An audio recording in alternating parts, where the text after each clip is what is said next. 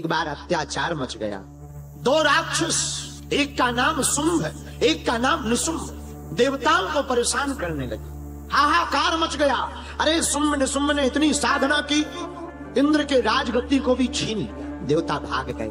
जब जब इस पृथ्वी पर धर्म की हानि होती है, अधर्म बढ़ जाता है, पाप बढ़ जाता है, संतों को मारा जाता, पीटा जाता, भूदेवों पर अत्याचार किया जाता है, गौ माता को सताया जाता है, पृथ्वी माता का दोहन किया जाता है, वेदों का खंडन किया जाता, मंदिरों को तोड़ा फोड़ा जाता है, मेरे पागलों, तब तब इस धरती पर परमात्मा किसी न किसी रूप में अवतार देते।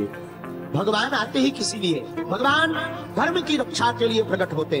तो शुंभ और निशुंभ का अत्याचार बढ़ गया, पापाचार बढ़ गया, चारों दिशाओं में हाहाकार मच गया। भगवान शंकर के पास सब देवता गए। भगवान शंकर ने कहा चिंता मत करो, हम जगदम्बा पार्वती से कुछ न कुछ उपाय निकालें। उस वक्त माता पार्वती स्नान करने गई थी। देवताओं ने कहा महाराज आफत तो अभी पड़ी है, दिन रात में एक एक पल बड़ी मुश्किल से निकल रहा, 1000 वर्ष बीतने को है। शुंभ और निशुंभ दोनों अत्याचार किए, इसके साथ पूरी सेना है। धूम्रलोचन नाम का एक सेनापति है, चंडमुंड नाम के इसके सहायक है, बड़ी आफत हो जाएगी। भगवती माँ पार्वती स्नान को गई तो भगवान शंकर ने कहा चलो तुरंत। माता पार्वती स्नान करके बाहर निकली और जैसे ही निकली तो देवताओं को देख करके आश्चर्यचकित हो गई। क्या बात है महादेव, सब देवता आज हमारे पास दौड़े दौड़े क्यों चले आए? देवी, दो राक्षस बड़े बलवान, देवताओं को, संतों को, ब्राह्मणों को, सबको बर्बाद कर डाला। अब तो तुम ही उपाय करो। ये सब देवता तुम्हारी शरण में मदद मांगने को आए। माँ के केस गीले थे, बालों से टप टप करके पानी टपक रहा था। भगपराम्बा माता ने अपने केसों को लिया, एक जोर का झटका मारा और जैसे ही झटका मारा तो एक दिव्य शक्ति कौशिकी माता के रूप में प्रकट हो गई और केसों से शक्ति प्रकट हुई तो नाम रखा कौशिकी। यही पराम्बा है, यही जगदम्बा है, नाम कौशिकी पड़ा। जाओ, जाकर के आप शुंभ और निशुंभ के वध करने के लिए शक्तियां प्रकट करो। माँ भगवती जगदम्बा ने ऐसी आज्ञा। कौशिकी माता हिमालय पर्वत पर आकर के खड़ी हो गई। हिमालय पर्वत इनकी दिव्य देह से ऐसे चमचमाने लगा, क्या कहा जाए। और उसी समय भगवती ने देवताओं को देखा परेशान, अट्टहास करके भगवती हंसी और अट्टहास करते ही देखते देखते काला भयंकर रूप लेकर के भगवती काल का माँ काली प्रकट हो गई। माँ हमें आज्ञा दो। भगवती काली प्रकट हुई। काली माता ने पूछा क्या काम करना है? जाओ देवताओं का काम करो। शुंभ निशुंभ कंड मुंड है, इनकी जरा खबर। माता काली दिव्य रूप लेकर के चली और घोर चिक्कारती हुई भगवती काली चली। देखो काली के अवतार होने की दो कथाएं हैं।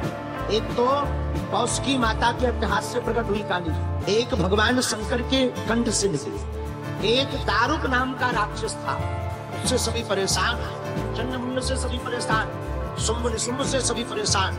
सबने भगवान शंकर से प्रार्थना की। भगवान शंकर के कंठ में विष था, समुद्र मंथन का। जब देवता श्रीहीन हो गए, श्रीहीन मतलब लक्ष्मीहीन, दुर्वासा ऋषि एक बार इंद्र को मिलने जा रहे थे। रास्ते में इंद्र मिला तो महात्माओं की एक आदत होती है, अपने गले की माला चेलों को पहना देती, और चेला कोई समझदार हो वैसे तो बढ़िया रहता है, और चेला अगर नेताजी पड़ जावे तो बड़ी आफत। राजा इंद्र जो है चेला था दुर्वासा जी का। दुर्वासा ऋषि को प्रणाम किया, दुर्वासा जी ने गले की माला इंद्र के गले में डाल दी। इंद्र ने भी माला ली तो अपने ऐरावत नाम के हाथी की सूंड पर डाल दी। अक्सर देखना तुम नेताजी लोग भी मालाएं अपनी गाड़ी की बोनट पे डाल देते हैं। इंद्र का भी यही हाल, इंद्र भी नेता है देवताओं का, तो इंद्र ने भी माला अपने गले में जो ली थी सूंड पर डाल दी ऐरावत के। और हाथी भी कम नहीं, बोनट पे, गाड़ी की बोनट पे महाराज माला डाले तो गाड़ी क्या करेगी? ब्रेकर आएगा, माला नीचे जाएगी, पहिया से कुचल जाएगी। बोलो सीताराम। ऐसी हाथी ने भी क्या किया, सूंड में माला डली, ऐरावत ने ली माला, अपने पांव से कुचलने लगा।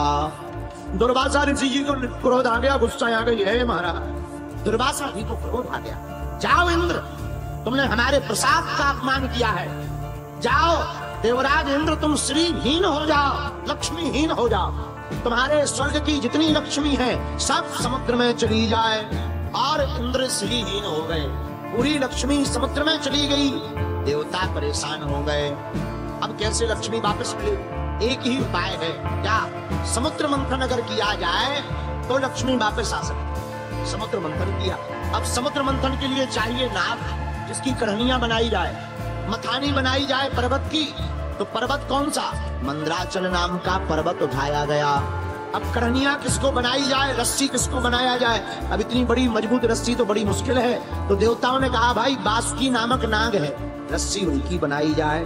तो कढ़निया मिल गई, मथानी मिल गई, समुद्र हो गया जो है मटकी। अब मंथन तो करना है, पर हम देवता हैं, मंथन करेंगे, दैत्य भी आएंगे, उपद्रव करेंगे, युद्ध होगा, काम बिगड़ जाएगा। ब्रह्मा जी बोले एक काम करो, दैत्यों को भी सम्मिलित कर लो। बोलो सीताराम। दैत्यों को भी सम्मिलित कर लिया गया और दैत्य सम्मिलित हुए। तो देवता तो बड़े होशियार और चतुर। देवता बोले एक बात बताएं, हाँ हम लोग अगर मुंह की तरफ लगेंगे तो कहीं अगर बासुकी नामक नाग को भूख लगेगी तो वो सटका जाएगा देवता। हम लोग पूंछ की तरफ लगेंगे। तो देवताओं ने कहा कि मुंह की तरफ दैत्य लगेंगे कैसे? ब्रह्मा जी बोले वो हमारा काम है। दैत्य सामने आए, क्या बात है महाराज? ब्रह्मा जी बोले भैया समुद्र मंथन करना है, तो मंथन में तुम लोग हमारी सहायता करो, जो भी मिलेगा बंटवारा हो जाएगा। हमारी पार्टी में जो निकले सो हमारा, तुम्हारी पार्टी में जो निकले सो तुम्हारा।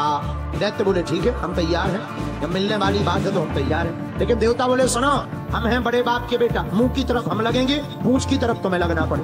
तो दैत्यों में शुक्राचार्य जी बोले सुनो महाराज, तुम बड़े बाप के बेटा नहीं हो, बड़े बाप के बेटा हम हैं। मंथन हो या ना हो, मुंह की तरफ तो हम ही लगेंगे, पूंछ की तरफ तुम्हें लगना हो तो लग जाओ। देवता मन ही मन बोले थैंक यू वेरी मच, धन्यवाद है। देवता समझ गए काम बन गया। अब क्या, पूंछ की तरफ लग गए देवता, मुख की तरफ लग गए दैत्य। हुआ समुद्र मंथन और पहले नंबर पर देवताओं की तरफ में ही हलाहल विष निकल आया। देवता बोले जय हो। लक्ष्मी निकालनी थी, जहर निकल आया। लेकिन एक बात बोले भैया, कोई भी मंथन करो तो पहले जरूर विष निकलता है, लेकिन मंथन जब चरम सीमा पर पहुंचता है तो उसमें से लक्ष्मी भी निकलती है और अंत में अमृत भी निकलता है। इसलिए कोई भी काम करो तो पहले रोड़ा जरूर बनते हैं, लेकिन बाद में वह काम सफल भी तो हो जाता है। तो देवताओं ने मंथन किया, विष निकला। भगवान विष्णु ने कहा विष निकला, किसे पिलाया जाए? न जमीन में रखेंगे जल जाएगी जमीन। लोगों ने कहा एक काम करो, ब्रह्मा जी को पिला दो, बूढ़े आदमी मर भी जाएंगे तो क्या देखते। साफ देवता विष लेकर के ब्रह्मा जी के महाराज महाराज ब्रह्मा जी की जय हो। अरे आप तो बहुत अद्भुत आदमी, बहुत अद्भुत देवता हो, आपने तो पूरी सृष्टि बनाई, आपका क्या कहना, सृष्टि बड़ी कमाल की बनी। ब्रह्मा जी समझ गए कि हमारे प्राण जाने वाले हैं। ब्रह्मा जी बोले प्रसन्नता मत करो, काम बताओ। महाराज ये जहर निकला, ठीक है। ब्रह्मा जी बोले हम यहाँ मिले जहर पिलाने, सृष्टि अभी और नहीं बनवानी है, सब काम ठप हो जाएगा भैया। लोग बोले बुढ़ापा है, सफेद दाढ़ी हो गई, पी लो, क्या पे करेगा तुम्हारा? ब्रह्मा जी बोले वाह, सफेद दाढ़ी हो गई तो क्या हमें जीने का अधिकार नहीं? और किसी को पिला, किसको पिलाया जाए? विष्णु भगवान से कहा महाराज आप ही पी लो। तो विष्णु भगवान ने ब्रह्मा जी से कहा महाराज पी लो, बुढ़ापा आ गया। ब्रह्मा जी बोले हम क्यों पी रहे, आप ही पी लो, अब दिमाग खराब। भगवान विष्णु जी बोले थे तो सारी भी भाई तुमने तो बाल बच्चे भी देख रहे, हमारे अभी लक्ष्मी जी प्रकट होगी तब हम, भैया हमें नहीं। तो कहा किसको पिलाया जाए? हमारे भूत भावन महादेव, देखो बाकी सब है देव, भगवान शंकर है महादेव। उनको देख करके साफ देवता पहुंच गए। बाबा आपकी जय हो, हे त्रिपुरारी महादेव, आप तो त्रिभुवनपति हो, आपकी क्षमता का क्या कहना, आप तो बड़े सौम्य हो, सरल हो, भाल पर चंद्रमा है। बोले बाबा बोले जो सब प्रवचन हो गए हो तो काम बताओ। हमारा विष है निकला है, भगवान शंकर ने विष लिया, रा कह के मुंह को खोला, पूरा विष मुख में डाला, माँ कह करके कंठ में धारण कर लिया, नाम पड़ गया नीलकंठेश्वर महादेव।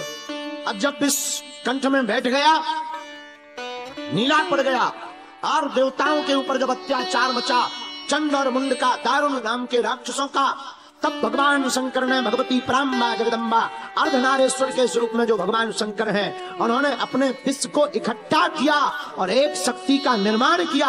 और विष था नीला और भयंकर विष होने के कारण काला पड़ गया और वो शक्ति ही कंठ से प्रकट हुई और उनका नाम काल का हो गया। और जब काल का प्रकट हुई तो शुंभ और निशुंभ उनके पास गए, सबने विचार किया ये देवी बड़ी अच्छी है, इनको वरण करना चाहिए। शुंभ और निशुंभ बड़े बलवान, पूरी दुनिया को जीत लिया। दूत को शुंभ और निशुंभ ने भेजा, जाओ इन देवी से कहो कि हमें पति के रूप में स्वीकार कर लें। तो काली माता हंस करके हंस गई, बोले सुनो हे दूत, भगवती बोली सुनो, अपने राजा शुंभ से कह देना हम उसी के साथ विवाह करेंगे जो हमसे युद्ध करके हमें जीत पाएगा। हमारा प्रण है, जब तक हमें युद्ध करके कोई जीतेगा नहीं तब तक हम उसके किसी के साथ भी विवाह नहीं करेंगे। दूत ने कहा महारानी, हमारे राजा शुंभ निशुंभ बड़े बलवान हैं, तो देवी बोली, हम मानते हैं तुम्हारे राजा शुंभ और निशुंभ बलवान हैं, लेकिन बाल काल में खेल खेल में हमने सखियों के साथ बैठकर प्रण लिया था कि जो भी पुरुष हमसे युद्ध में जीतेगा उसी से हम विवाह करेंगे। जो बलवान हो, योगी हो, तेज हो, धैर्यवान हो, जिसको कोई जीत ना सके, ऐसे बलवान पुरुष से हम युद्ध करेंगे, वो हमें भी जीत लेगा, तब ही विवाह करेंगे। इतना कहते ही शुंभ निशुंभ के पास दूत आया, बोले महाराज ऐसी ऐसी बात है। शुंभ निशुंभ ने कहा कि उनको जीतने के लिए स्त्री पर क्या हाथ उठाना, हमारा सेवक ही काफी। तो शुंभ और निशुंभ ने धूम्रलोचन नाम के एक सैनिक को बुलाया, जाए धराओ, जाओ और जाकर के उस देवी के बाल पकड़कर खींचकर हमारे पास ले आओ। और सुनो, मारना नहीं है, उसे हमें अपनी धर्म पत्नी बनाना है। हमने इंद्र का राज सिंहासन छीन लिया, देवताओं को हरा दिया, उस स्त्री को हराना कोई बड़ी बात नहीं, पर तुम हमारी तरफ से जाओ और जाकर के उसके बाल पकड़ करके खींच करके लाओ। धूम्रलोचन गया, हे देवी आप हमारे साथ चलो, हमारे महाराज बड़े बलवान हैं, उनके साथ विवाह करो। तो माता को क्रोध आ गया, जगदम्बा को, और माता ने मारा नहीं धूम्रलोचन को, अपने दोनों बाहें की मुट्ठी ऐसी बांधकर मां ने एक जोर की ललकार लगाई, और हुंकार भरते ही धूम्रलोचन का गोविंदाय नमो नमः हो गया। धूम्रलोचन मर गया। शुंभ और निशुंभ को पता लगा तो बड़ा भयभीत हो गया, लेकिन उसने विचार किया फिर भी हमें जाना नहीं चाहिए। फिर क्या करें, धूम्रलोचन मर गया फिर भी नहीं हम जाएंगे। क्यों? अरे अबला नारी पर क्या हाथ उठाना, अभी हमारे पास बलवान बलवान पहलवान है, हमारे पास अभी चंड और मुंड है। चंड मुंड को भेजा, और जैसे ही चंड मुंड को भेजा, भगवती काली के सामने चंड और मुंड दोनों खड़े हो गए, मुस्कुराने लगे। माँ काली देख करके मुस्कुराई। ये साधारण देवी नहीं है काली, ये भगवान शंकर का तेज है, ये भगवान शंकर के कंठ से प्रकट भई विष के द्वारा भगवती है। ये भगवती पराम्बा माता पार्वती के केशों से कौशिकी, और कौशिकी की शक्ति माँ काली है। ये साधारण नहीं है, बहुत तेज देवी है काली।